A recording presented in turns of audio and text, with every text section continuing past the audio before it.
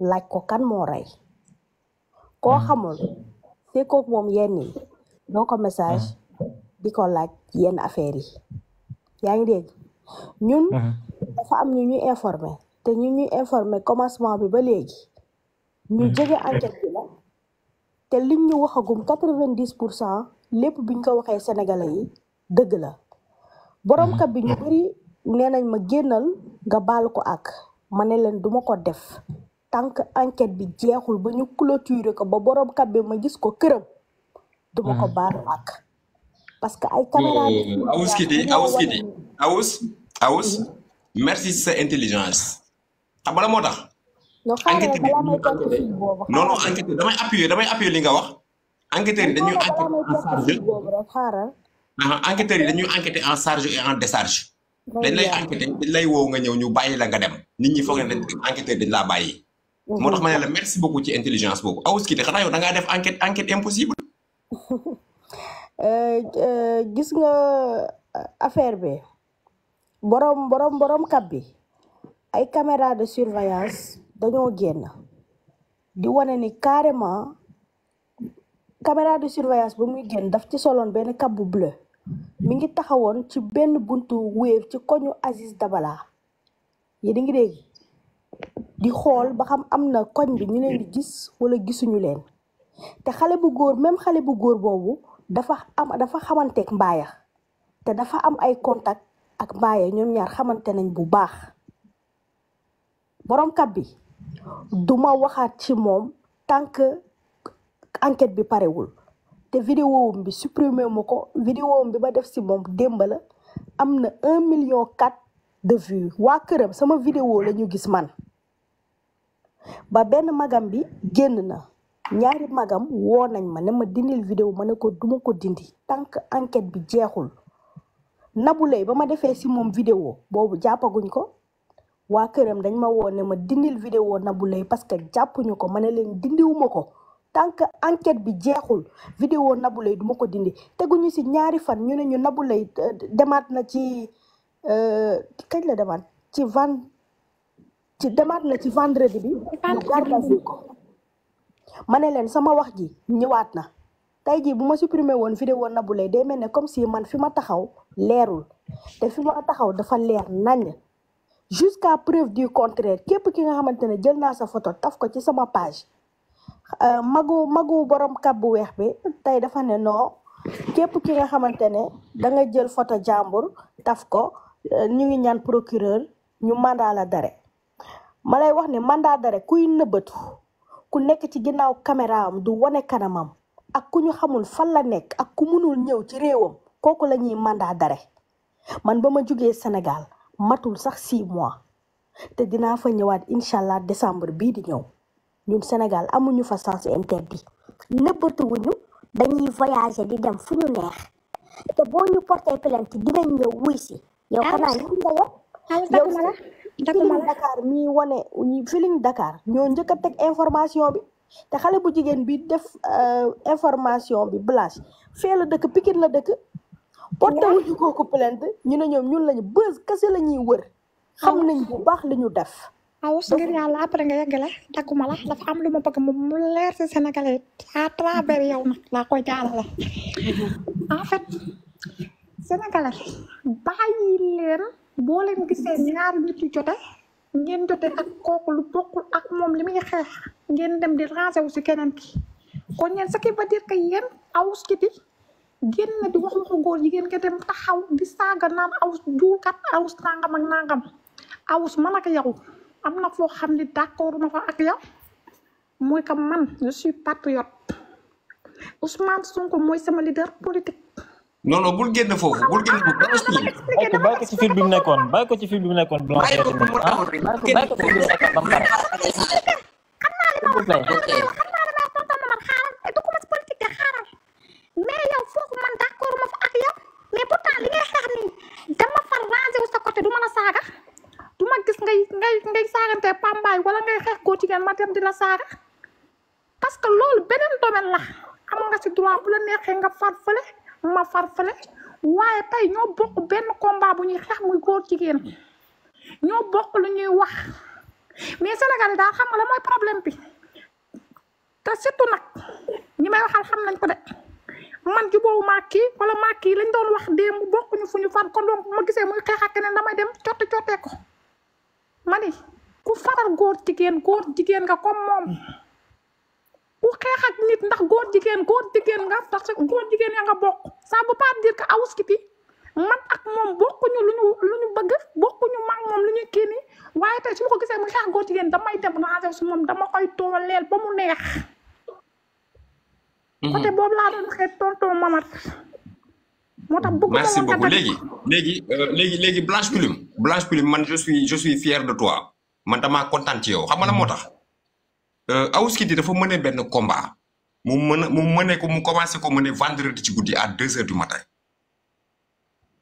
te li muy wax boobu ba léegi kenn mënu koo dindi gars yi na ngeen ma déglu attentivement pour yéen ñi wax naan Awoush dafay fen ak Awoush dafay nangam Awoush piste bi daf koo réeroon mais nee na leen après ci ngoon gi la jot ay information ba ma ko fekkee ci live xel mu sell 2 fois ñu wàcce ma dem sama yoon vers les coups de 23h minuit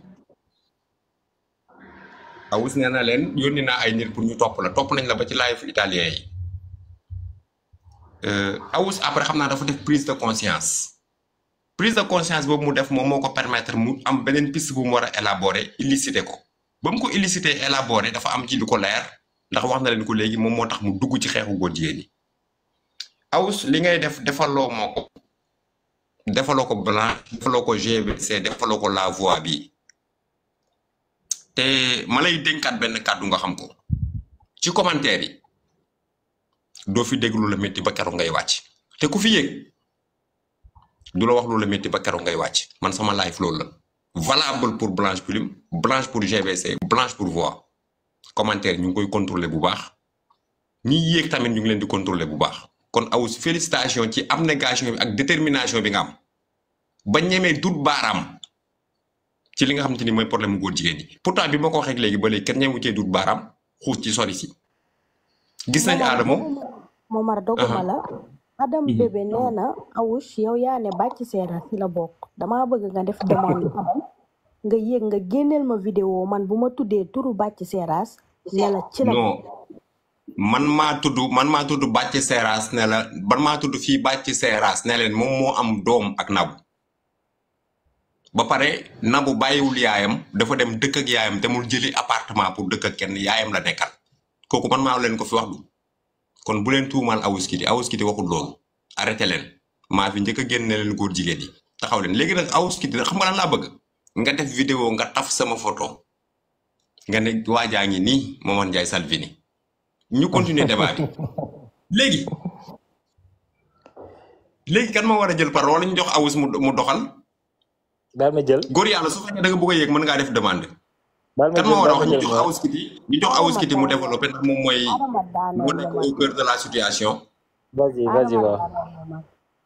ma ne fi ma nekkoon si Nabou Leye bi ma defee vidéo si Nabou Leye ñu ko jege ñëpp dañ ma woo ne ma dindil vidéo boobu jàppaguñ ko ne ma dindil vidéo Nabou Leye bi parce que bokk si Nabou xaritu Serigne Badala am ku ma jege ku ma woo di ma mocc di ma convaincre naan dem ba ne ma ñaan ñi jegeyantoo boo xamante ne Nabou boo moytuwul sax mu xaru dugg na fii génn juste pour ma dindi vidéo Nabou bi ma dëgër fi ma dëgër rek parce que man xam naa ne Nabou dinañ ko jël te dinañ ko yóbbu teguñu si ñaari fan ñu annoncé ni que Nabou dafa nekk garde à vue de même que borom kab bu weex bi du ma dindi vidéo wam tant que enquête bi clôturé wuñ ko ba ne diw ak diw kase ñoo si bokk bu leen fàtte ni que Nabou Leye premier jour ba mu demee rek nekkul jour boobu lañ ko jàpp police li lay wane ni que xam nañ ñi rey Aziz Dabala bu yàgg autopsie ci yaramu Aziz Dabala ak Wally bi yàgguñu si gis nga man lu may wax daf may leer bien vrai que dama bëri noonu mais loolu mooy def man sama force parce que oto bu nekk si kanam kase la ñuy cordé man dara tiitaluma dara du tax man ma bàyyi si loo xamante ne dama see focus ci li ma nekk daf man leer naññ gis nga bu ma defoon vidéo ñaar wala ñetti nit aimé ko wala nit mu am vue yu bari te kenn aimewul vidéo bi boobaa ma xam ne man nit ñi jéppi nañ ma mais bu ma defee vidéo bokk naa si ñu ëppale am si histoire bii nii nga xam ne kii nit ñi ñu ngi nekk di ko déglu famille Demba sama vidéo man la ñu gis def na ci ñaari interview Seneweb nee na ba ñu gisee vidéo Awoush Kitty bi koñ bi yëpp dañoo daanu jaaxle torop mais nañu xaar ba enquête bi ba enquête bi jeex yuuxu dina jib foo xamante ne foogeewuñ xam nga loolu ñu ngi koy wax rek ñu yaakaar ne répétition la dañuy wax juste pour parler wala daf ñoo neex ñuy wax man bu juróom-ñaari fukki nit ak juróom benn doon wax ci man te man ma doon wax jaaral gauche te man ma bëgg jaar droite lijjantiwuma leen man xam naa ne dama bëri noonu parce que dama nekk ci kanam te lu ci kanam rek la ñuy corné peut-être ñi ànduma ak ñoom kiiwu politique mais dama ci gis ñoo xamante ne dañoo noble parce que Seydina Mohamed parce que mënoon nañ ne que Ousmane Sonko lañ àndal man ànduma ak moom maa ngi ci feneen que duñu ñëw jàpp ci combat góor jigéen bi am na ñoo xamante ne dama xuloo woon ak ñoom bu yàgg mais démb dañoo ñëw dugg ci sama live di témoigner bay waaj a jooy da lay leer ne ñii seen papa yi duñu ay góor jigéen te amuñu magu góor jigéen moo tax keneen kuy wax commentaire négatif sa faux compte rek ngay yor ñii di def faux compte ñii ñëpp ñu ma xam la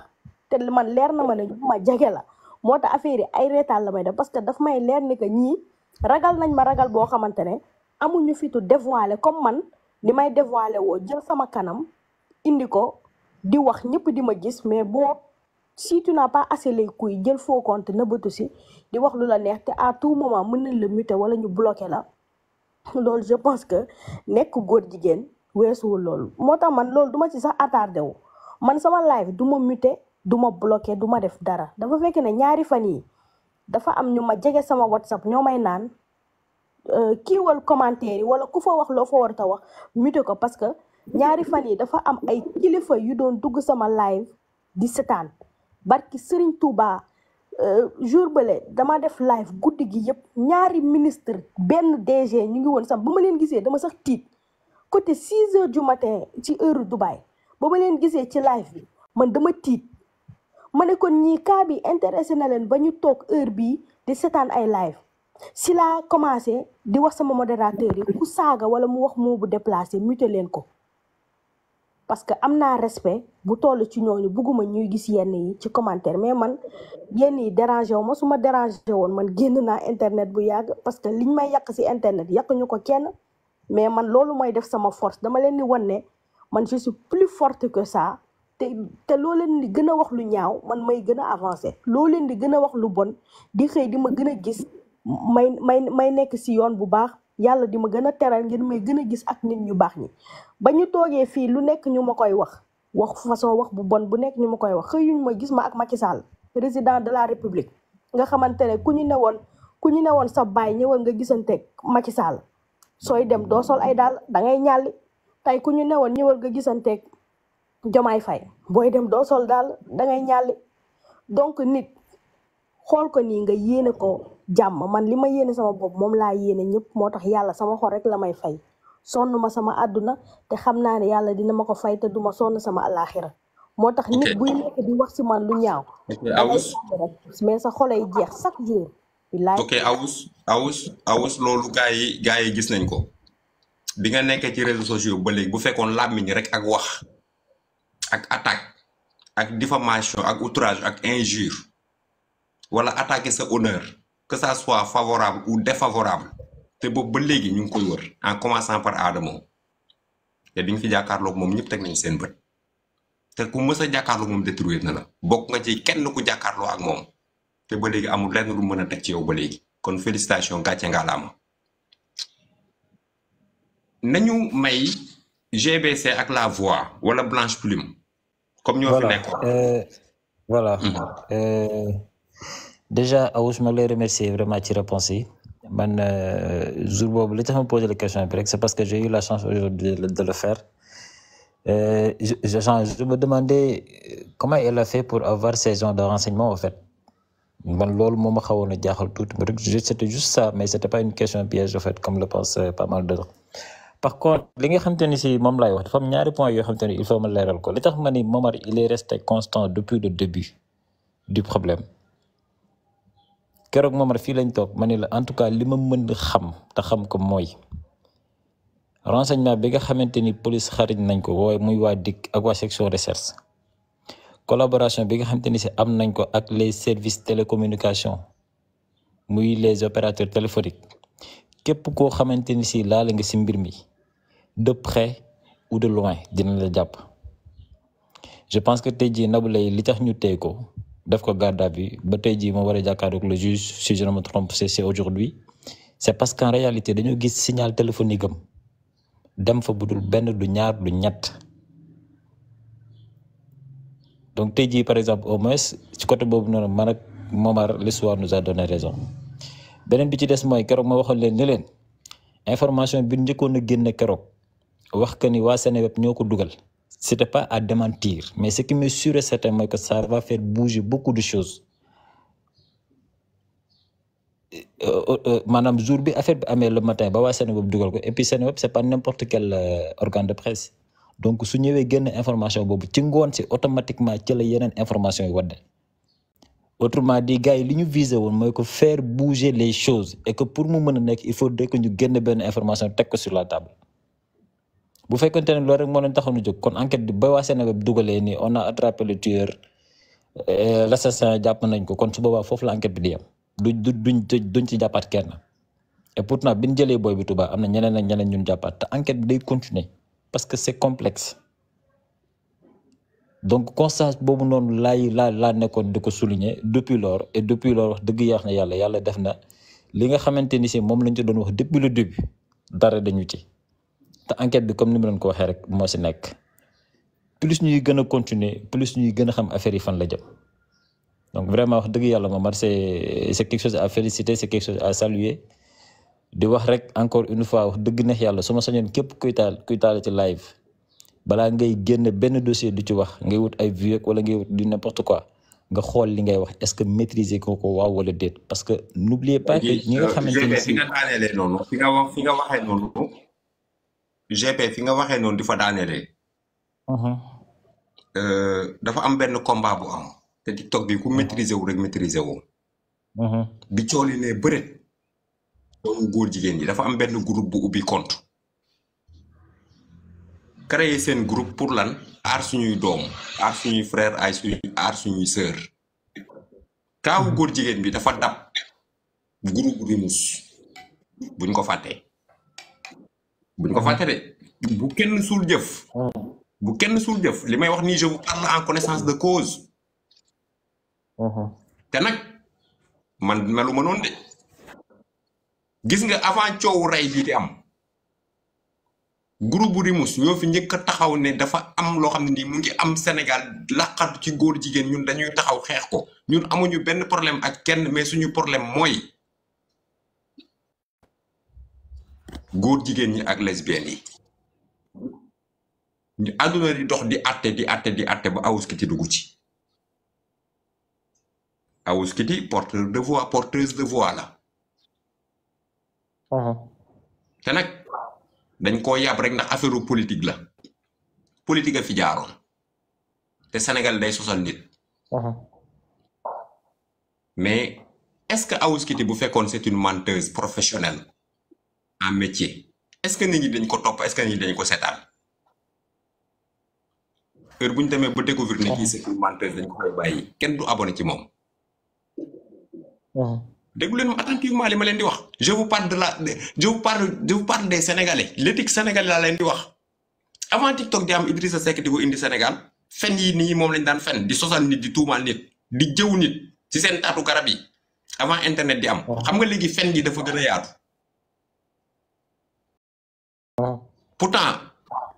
pourtant avant Awouskiti di xuus ci kaawu góor jigéen bii nii pourtant Timu Rimus ñoo ci njëkk a xuus est-ce que ñu ngi wax Timu Rimus est-ce que mës ngeen dégg ba léegi ñuy wax Rimus